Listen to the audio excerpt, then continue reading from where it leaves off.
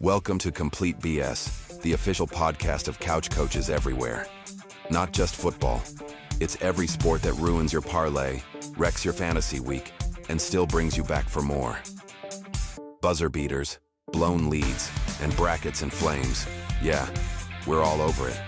Unfiltered takes, armchair analysis, and enough bold opinions to fill a playbook. Hosted by Brian Schmuck, sports junkie, the Saban of stats, and your official voice of I could coach better than that. Let's go. Welcome, Couch Coach Nation. We had an exciting week, too. You've got some teams that are starting to show who they are. Keep in mind, last year, Notre Dame lost in week 2 to unranked Northern Illinois, and they didn't lose again until the national championship game. So if you're a fan of a team with one loss, you're not out of it, but your margin of error is much smaller. Tonight, my TV will be on Colorado at Houston. Colorado's quarterback situation has been fluid so far. They named a new starter this week, and they've played 3 quarterbacks in 2 games and are 1-1. Houston settled at quarterback with Connor Weigman. He seems to be like in his 37th year of college football. He's been around forever. They're at home with a 5.5-point favorite. That seems to be the play, but maybe Colorado found something with Ryan Staub at quarterback. Because of that, I'm not sure where to go on the game itself, but the total at 45.5, I like the over tonight. The total's gone up a couple of points, so I'm not alone in thinking that's the way to go. If you want to torture yourself tonight, you can always tune in to Kansas State at Arizona. AV, you've been hard on Kansas State early this year, and Arizona's only a 1.5-point favorite at home. Does somebody in Vegas know something that we don't? What do you think, AV? They must, and that makes me a little nervous. Speaking of Colorado, Dylan Edwards, the running back that transferred from there, he's 50-50 at best to play for Kansas State, and it's still a 1.5-point spread. So somebody knows something. I'm going to be watching Kansas State this year. When Edwards comes back, maybe that'll shift where we look at Kansas State. But right now, if you want god-awful football, watch Kansas State. All right, let's get into some noon games, some good football. And let's start out with the college game day game of the week, Georgia at Tennessee. Georgia's won the last 8 matchups, and it hasn't been close. 7 out of the last 8 games have been a blowout. In 2022, Tennessee was able to keep it to 14 points. Georgia's a 3.5-point favorite. I see a lot of late money coming in on Georgia and pushing that line up. If you like Georgia, get in early before this line climbs. I like the under a lot in this game at 49.5. It was 50.5 earlier in the week, so I'm not alone in liking the under. I'm not calling it, but the Georgia offense, they've been slow to start this year. Tennessee, they've scored a lot of points. I don't see them doing that against the Georgia defense. This feels like an underplay. If you can tease it a little bit and get a few extra, even better. Tennessee's going to be without All-American candidate corner Jeremiyah McCoy. Their number 2 corner, Ricky Gibson, also out. This is huge for Gunnar Stockton to try and establish the pass. He's yet to hit 230 yards passing on the season. Stockton should have more success downfield if he's able to work the middle and find Oscar Delp underneath. For Tennessee, keep running the ball. They're averaging 261 yards per game. They're 25-0 since 2022 when they rushed for over 185 yards. Heupel, run the ball. Joey Aguilar has been solid for Tennessee, keeping them efficient, getting the ball out to your playmakers. Through 2 games, this looks like Tennessee's the better team. Tennessee's playing at home. Georgia's been inconsistent. The quarterback's been inconsistent. Everything points towards a Tennessee upset. But Kirby Smart's on the other sidelines, and he's got a really strong pedigree of defense and winning. Where are you seeing this one, AV? This is a weekend where there's a lot of good matchups, like Notre Dame and Texas A&M, Florida, LSU, Miami, USF, the games we'll talk about. But this one to me is the best, if not the most entertaining, at least the most interesting to see how the SEC is going to start to shake out. And it feels like UT is set up to win this game. Georgia, the quarterback hasn't found a lot of success. It's at Tennessee. Tennessee's been looking good. I think Tennessee has an advantage at quarterback. I think Joey Aguilar is actually a pretty decent quarterback. So I'm going to go with Rocky Top just because they're at home and I don't have a great feel. And when it's this close, I tend to take the home team. But I'm going to go with Tennessee to win the game outright, but that's just a hunch. I wouldn't be I'm surprised if this game went either way. But again, I go back to Kirby, and I trust Kirby more than I trust Heupel. So in the words of legendary Larry Munson, we just stepped on their face with a hobnail boot and crushed their face. Give me Georgia 21-17. All right. Now the game that should be where College Game Day is at, USF at Miami, 4:30 on the CW. First, can I say that the ACC is a joke having this game on the CW? You can say that, yeah. This is where College Game Day should be. If it wasn't for an ESPN Love Fest, you should never be on the CW when you've got number 18 versus number 5. All right, rant over. USF, they're looking for their second ever win versus the Canes. They're 1-6. Their lone win coming in an overtime thriller in 2010. Last year, Cam Ward won this game 50-15, but he's in the NFL. And Alex Golish says, this isn't the same old South Florida, my brother. Ranked versus ranked, Miami 5, USF number 18, and yet Miami's still a 17.5-point favorite. Vegas does not respect the Bulls at all. Miami needs to guard against the upset. They already have a top 10 win versus Notre Dame. This should be a game they win, and win convincingly. Anything less than a cover makes you question who they are as a team. Notre Dame was flat versus Miami, and then Bethune-Cookman wasn't a test. I still don't know who Miami is, and they've got Florida next week. USF, they're playing with house money right now. They've got 2 top 25 upsets, and if they win this game, they vault probably into the top 10. Byron Brown's the guy that stirs the drink for the Bulls. He accounted for over 4,000 yards in 2023, and he's back after being injured in 2024. He leads Golish's up-tempo offense with 473 yards passing and 109 yards on the ground through 2 games. USF has to play within the moment and not let the success of the past 2 weeks get away from them. Historically, they played the Big Three in Florida tough, but Miami's not going to be overlooking them after what they did last week against Florida. Tell me what you got, AV. First, let me say that this is going to be the CW's biggest moment since the Buffy the Vampire Slayer finale. All right, so don't take that away from them. I think you hit the nail on the head on a couple of things. One is Boise went into USF overconfident. I think Florida went into USF thinking that win against Boise was cute, but you're coming to the swamp and we're going to handle business, and that didn't happen. USF will have Miami's full attention because they have 2 ranked wins and now they're a ranked team, and it's a chance for Miami to thump their chest a little bit. USF secondary ranks near the bottom nationally, 20-plus yards per play allowed. Miami's got an advantage up front. I think they're going to pound the ball, then hit some stuff over the top. I think Miami controls this game. I'm predicting Miami to win 38-13. I agree with you on another point. I think Miami's a good team. I don't know how good they are. I don't know if they're top 5 worthy, like they're ranked. I think USF has the advantage at quarterback. Byron Brown versus Carson Beck, I give Brown the advantage. Miami's playing at home. They're going to have the edge in speed and depth. If this is close, rest assured, Mario Cristobal is going to find a way to screw it up. That said, I think, again, the depth, the speed, this is a different team, a different caliber of athlete. Miami wins 35-17. And then we move Texas A&M at Notre Dame. I'm lost on this game. Notre Dame was off last week, and we only have the Miami game to go off of. Against Miami, they ignored Jeremiyah Love for 3 quarters and didn't wake up until the 4th quarter, and by then it was too late.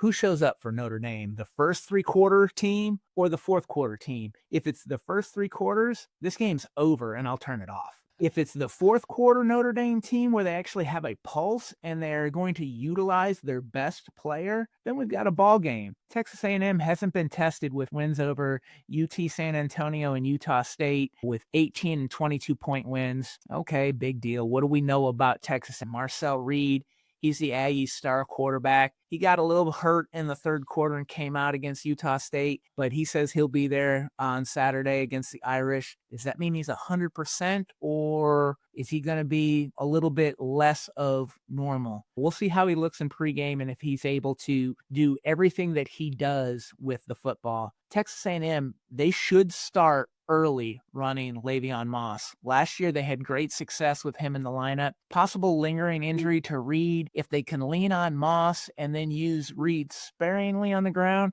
I think that's their best outcome. Notre Dame's a 6.5-point favorite, And from what I've seen, I'm not really sure. I think this game should be closer to a pick 'em. What do you like, AV? I think Notre Dame's going to come out as the fourth quarter Notre Dame and feed Jeremiyah Love the ball because they were ridiculed for not doing that. They probably look back and realize it was a mistake, and they're not going to make the same mistake in 2 games in a row. They've had an off week to fix all of that. But that said, Mike Elko's a really good defensive mind, and I don't think they're just going to run Jeremiyah Love down Texas A&M's throat. They could. He's that good, but Texas A&M's got some good linebackers. They've got a good defense, and they'll slow them down, which then makes you turn to C.J. Carr. And I'm not saying he was bad in his first start, but can he win a game for you? I don't know. On the other side, Marcel Reed, he's dynamic. How well can he throw the ball? I'm going to go against the odds here and pick Texas A&M to win outright. And the reason I say it's against the odds is Texas A&M, their 0-13 road record versus ranked opponents since 2014. They haven't won a road game against a ranked opponent in a long time. Notre Dame's 12-3 in night games at home since 2017. But those are just trends. Texas A&M with Mike Elko is going to come out, slow down Jeremiyah Love, put the game in C.J. Carr's hands. On the other side, they're going to score just enough with Marcel Reed. I'm going to pick Texas A&M in the upset. Notre Dame starts off 0-2, probably finishes the year on a nice little run.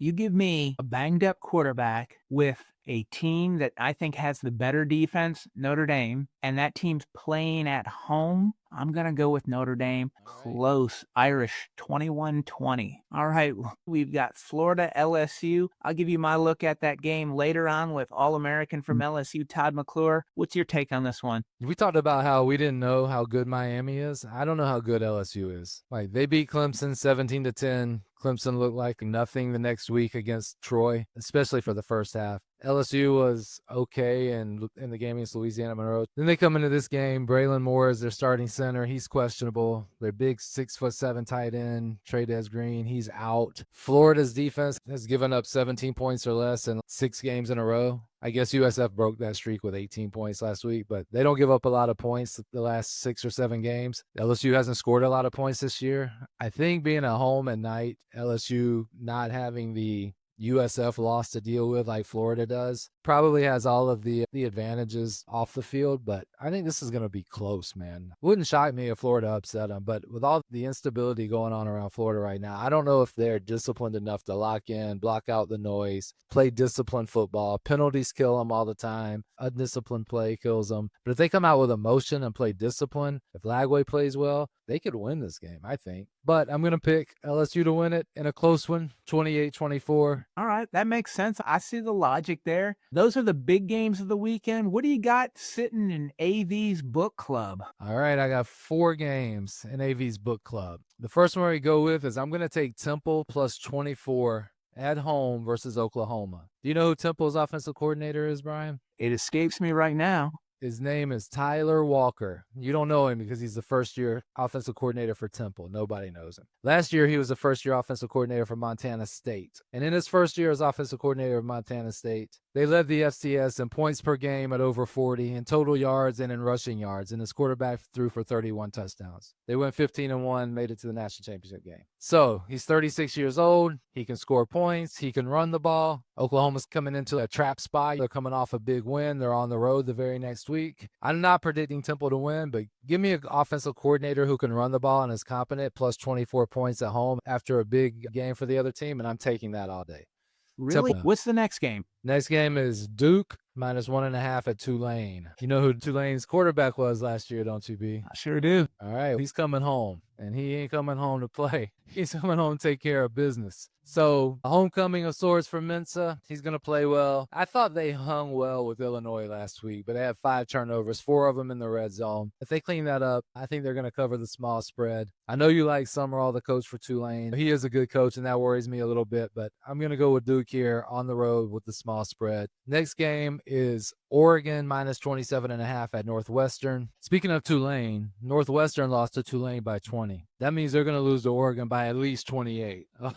At least. To me, Oregon's the best team in the country in terms of just impressive wins and how they look. That whole offense is looking good. The defense shuts you down. They're going to blow Northwestern out. And then the last game, we talked about it earlier, Arizona minus 1.5 against Kansas State. Arizona's 2-0 against the spread this year. Kansas State's 0-3 against the spread. Dylan Edwards Edwards is questionable to doubtful. Coach said 50-50 at best. The one thing that worries me here is actually the point spread. You brought it up earlier. Like, I don't understand it, but I'm going to ride with it. I'm going to fade K-State until they start winning. And so Arizona minus the 1.5 at home. I like that pick. With Kansas State, the way they've shown themselves to be hot garbage, I think you got to go the Arizona route with this one. My bonus pick was going to be Oregon State at Texas Tech and take the over, but that total's been increasing throughout the week, so I'm not the only one that's thinking that. So I'm going to keep the game the same and just pivot and give me Texas Tech minus 23.5. When I look at what the Red Raiders have done, they've scored 67 versus Arkansas Pine Bluff, 62 versus Kent State. Oregon State scored in losing efforts 15 and 27, both against FBS teams. I think Oregon State can score 10 to 14 points, but no more than 21. So Texas Tech would need to score at max 45, and I don't think they have any problem hitting 45. So give me Texas Tech laying the 23.5 as my bonus pick. Stay tuned, everybody. We'll be right back with LSU All-American Todd McClure. We're going to get to know him a little bit and then talk LSU Florida.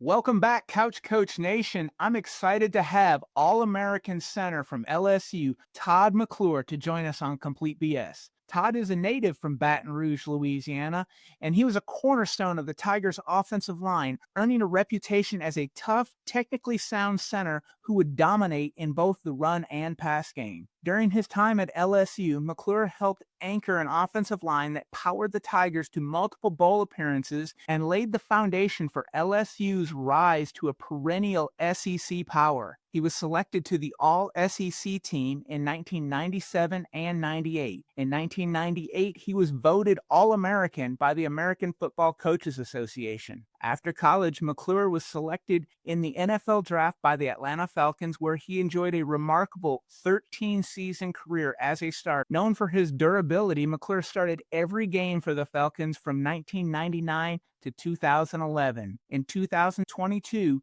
he was inducted into the Atlanta Falcons Ring of Honor, joining 4 of his Falcon teammates, Matt Ryan, Warwick Dunn, Roddy White, and Jesse Tuggle. Todd, welcome to Complete BS. Thank you guys for having me. I look forward to talking a little football. Absolutely. Well, let's jump in because I'm curious. You're from Baton Rouge. Was it always going to be LSU, or did you look around? No, absolutely. I grew up a Tiger fan, grew up right here in the shadows of Tiger Stadium, and always said if LSU offered, that's where I was going. I really wasn't highly recruited coming out of high school. All the in-state schools I had offers from, and the only other school I said I would have gone to if they would have offered, or at least looked at, was Notre Dame. Notre Dame was hot at that time. You always saw them on TV. So I never had to make that decision. Notre Dame never offered, and LSU did, and the rest is history. Absolutely. Hometown, staying there. I read that you were going to be redshirted as a freshman, but due to an injury, you were pushed into duty early. Was there that oh crap moment getting your first action so young in your career, or did you feel like you were ready to go day one? I felt like I was ready. I came in and originally I played tight end and defensive end in high school, but was recruited as a center defensive tackle by some schools. So when I got to LSU, I was 6 on the depth chart day one of training camp, and then gradually worked my way up. Guys got hurt. But I think at the very beginning, because I had meetings with Coach Sonardo and my O-line coach, they saw something in me, and they didn't think I would progress as fast as I did. They had a decision to make early on. We played Texas A&M. Our first game was at A&M. And I think they wanted to put me in there in the starting lineup, but we had an older guy who had more experience. So they let it ride out and see how long it would last, and to see if they could redshirt me, because I think they wanted to keep me around for as long as they could. And then Marcus Carmouche, our starting center, got hurt. I got in for a couple snaps in a North Texas game late, but my first real live bullets was at Alabama in that environment. It wasn't Alabama that it is today, but it was still an SEC matchup, and I hadn't looked back from there. So we all know Saturday night in Death Valley, that's a huge environment. What's your most vivid memory from your LSU playing days? Is it Saturday night, road trips, something like that? I don't think you're going to like this one too much. It was 1997 when y'all came in #1, and nobody really gave us a shot. And to go in, the energy in that stadium that night when we took the early lead was just unbelievable. And with my teammates, we were able to pull that victory out. And that's one of my fondest memories as an LSU Tiger. Absolutely. And you're not hurting my feelings at all. I went to Florida State and Georgia is where I got my degree. So Okay. There we go. you're not hurting my feelings. I try to keep it neutral, though. There you go. A lot of fans that watch football, they know that the center is doing a lot in pre-snap. Can you kind of walk through a little bit from when you break the huddle and you've got the play call to just before you snap the ball, what you're looking at, what you're seeing, how you're calling blocking assignments, and take us a little behind the scenes there? Yeah, absolutely. The biggest thing once you get to play and you're walking to the line of scrimmage is to identify the Mike linebacker, the middle linebacker, routes, protections, run blocking schemes, everything is based off of where that Mike linebacker or who that Mike linebacker is. So it's important that all 11 guys on offense are on the same page. When I got later on in my career, I started watching the sideline as my quarterback was calling the play. I'm looking at the other team's sideline to see personnel changes, to see signals by a D-line coach or D coordinator, what he's signaling his guys. As I got more comfortable, I was able to see line stunts coming from the sideline before it happened at live action. I was able to see coverages and tell the quarterback what coverages they were playing. So all those things, as my experience grew, the game seemed to slow down, and it helped everybody around me. Absolutely. That's amazing. You played with one of the best guards ever in Alan Faneca. What's it like playing next to him, knowing that side's locked down? Because I know if I'm Kevin Falk, I know exactly where I'm running. I'm trying to split right between McClure and Faneca. It was great, and I owe that guy a lot. He was an ultimate competitor, ultimate pro, played the game the right way. He was a year ahead of me at LSU, and I think having Faneca, having Falk, having guys like Booger McFarland that was at LSU at the same time as me, those scouts came in and they wanted to watch this All-American guard, Alan Faneca. Well, as they're evaluating him or they're evaluating Kevin Falk, they see glimpses of this, short center pop up, and they start to follow me a little bit. And I think having those great guys around me allowed me to get in front of those scouts and some of those programs for them to see what I was capable of. When we fast forward a little bit to your NFL career, in 2000 with the Falcons, you've got quarterbacks Chris Chandler, Doug Johnson, and Danny Cannell. Not the most fleet-footed quarterbacks out there. And then in 2001, the Falcons draft Michael Vick. And that brings a totally different aspect to the quarterback position and what your offense can look like. How does that change what you're doing when you got a quarterback that's so mobile and is going to break out of the pocket and take off any moment? It's a blessing and a curse. When Mike Vick came in, if we got beat at the line of scrimmage and guys got in the backfield, he could make them miss pretty quick and make you look good. But at the same time, you never knew where he was going to be. A lot of what we do or what we did, I don't do it anymore, was based on leverage and positioning and keeping guys away from the quarterback. Well, with Mike Vick, you never knew where he was going to be. But it was fun to watch. I had a front row seat to watch a guy, in my opinion, that changed the quarterback position in the NFL, the way the position's played now, and the way front offices look for a quarterback that's not just a drop back guy. They want a guy now that can run it and can throw it. You don't have a lot of Tom Brady's, a lot of Peyton Mannings around the league. If you look around, it's guys that when protection breaks down, they can break and run when they need to. Absolutely. I think when you look at the modern quarterback now, like you were talking about, you go back to Vic and he's that mold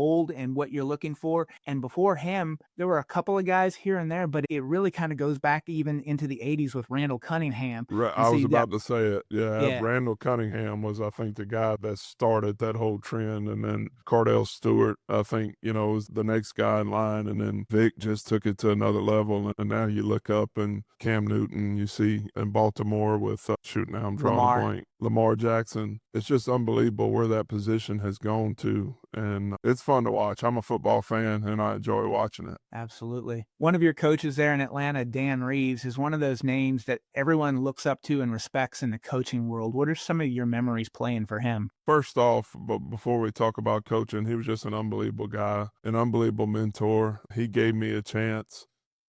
He drafted me. He was the head coach that drafted me, that had faith in me. But his beliefs and his systems and the way he was old school. We had some of the toughest training camps that I ever had in the NFL when Coach Reeves was there. Not some of we had the toughest because he was hard-nosed, old school. But if you earned his trust, you had his trust. And, of course, he'd been around Denver with the Giants, the Dallas, been all over the NFL, and I'm just glad that our paths crossed and I had the opportunity to play for him. Kind of switching gears, but staying with coaching, in 2007, you had one of the more interesting coaching moves in NFL history. From a player perspective, what was that season like, starting out with Bobby Petrino, and then in the middle of the season, he's gone? That was the craziest season or the craziest couple years in my career. You go in, you have one of the most electrifying quarterbacks in the NFL and Michael Vick, and he goes and gets in trouble, and I think Bobby Petrino takes that job knowing that he's going to have Michael Vick as his quarterback and a dynamic offense, and then Mike is not there that season. Our offense is completely different. I mean, we just traded away Matt Schaub to Houston. It would have been great to have Matt as a backup plan, and then you have to go with, I think we had Byron Leftwich and Joey Harrington. Guys were trying to revive their career at the time. Not what Bobby Petrino signed up for, but I have zero respect for the guy, the way he left us hanging during that season. And, he's a heck of an offensive mind, but as a person, I don't have much respect for him at all. I completely understand that. Looking back on your career, what's one thing that you tell your younger self entering either LSU or the NFL? It's enjoy the ride, I guess. The way my career played out, my college days and my NFL career, I wouldn't change anything. I tore my ACL in my rookie training camp, but I think some of the things that it allowed me to do as far as growing as a pro, learning how to prepare at the pro level when I didn't have to worry about the physical part of it because I was on IR my first year. So I really wouldn't change anything. I feel aches and pains every morning when I wake up, but I would do it all over again because it was an unbelievable ride. Before we get into Saturday night's game, what are you up to these days? Back in Baton Rouge, we loved Atlanta, but my wife's family and my family was